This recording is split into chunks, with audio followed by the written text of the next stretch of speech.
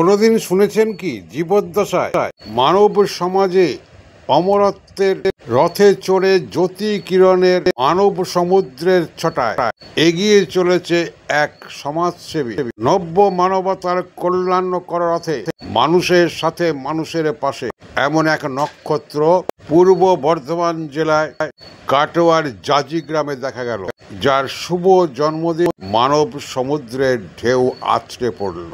এই দৃশ্য না গেলে আমি জানতেও পারতাম না, বুঝতেও পারতাম না এর অনুভূতিটা আজ কোথায় পৌঁছেছে।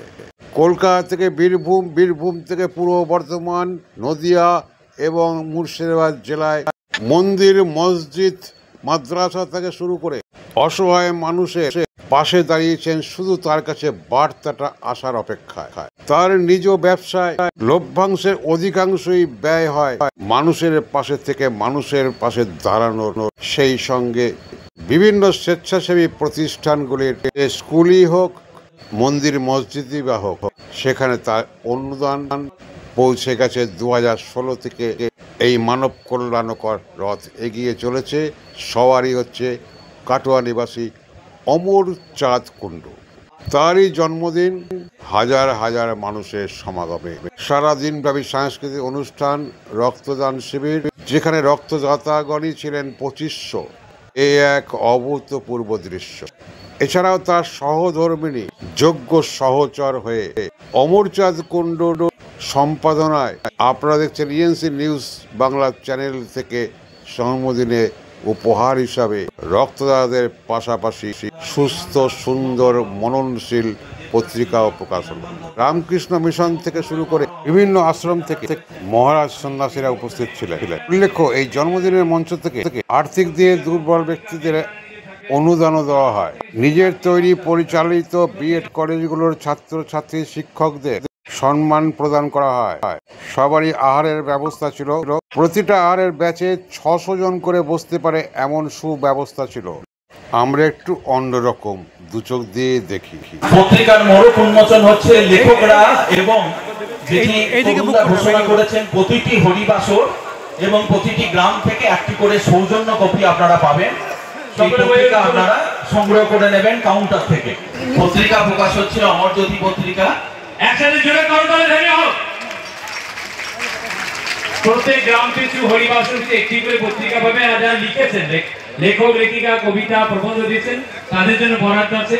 একদম পিছনে মঞ্চে স্বাক্ষর করে পত্রিকা সংগ্রহ করবেন মন্দিরে গিয়ে। আর যারা পেয়ে গেলেন এখান থেকে, তারা দ্বিতীয়বার সংগ্রহ করবেন না। অনেক ধন্যবাদ। পত্রিকা সীমিত। অমর জ্যোতি পত্রিকা প্রকাশিত হলো। একটি অমর জ্যোতি হোয়াটসঅ্যাপ গ্রুপও আছে, আপনারা যুক্ত থাকবেন। সেটা এরকম সংস্কৃতিমূলক চর্চা এটা হয়। আচ্ছা, এরপর একটা বড় ঘোষণা করি। আমরা যেটা বলেছিলাম, অমরবাবুর জন্মদিনে সব থেকে সেরা উপহারটি হবে আপনার রক্তদান। আমাদের জয়দেব দা, আপনারা জানেন জয়দেব দত্ত রক্ত আন্দোলনের, এই রক্তদান আন্দোলনের একটা কিংবদন্তি মানুষ। তিনি আমাকে জানিয়ে গেলেন 25 জন রক্তদান করেছেন আজকে রক্তদান শিবিরে। একবার তাদের জন্য একটু জোরে হাততালি হোক।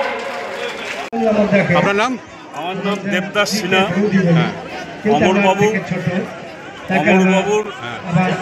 একরকম বন্ধু। আমি অমরবাবু, আমি পূর্বে পুলিশ অফিসারের দায়িত্বে ছিলাম। আচ্ছা, বর্তমানে আমি রিটায়ার করার পরে আমি অমরবাবুর সাথে হরিসভাতে ঘুরে বেড়াই এবং সনাতন ধর্মের প্রচার করে বেড়াই। অমরবাবুকে আমার খুব ভালো লাগে, যার জন্য আমি অমরবাবুর প্রতিটা জন্মদিনে আমি পার্টিসিপেট করি। আমার ওনাকে খুব ভালো লাগে। ওনার জন্মদিন এবারে কাটোয়ার জাজি গ্রামে হলো। তা এই অনুষ্ঠানে আপনারা এসে যে আপনাদের ছবি সংগ্রহ করেছেন, তার জন্য আপনাদেরকে অনেক ধন্যবাদ।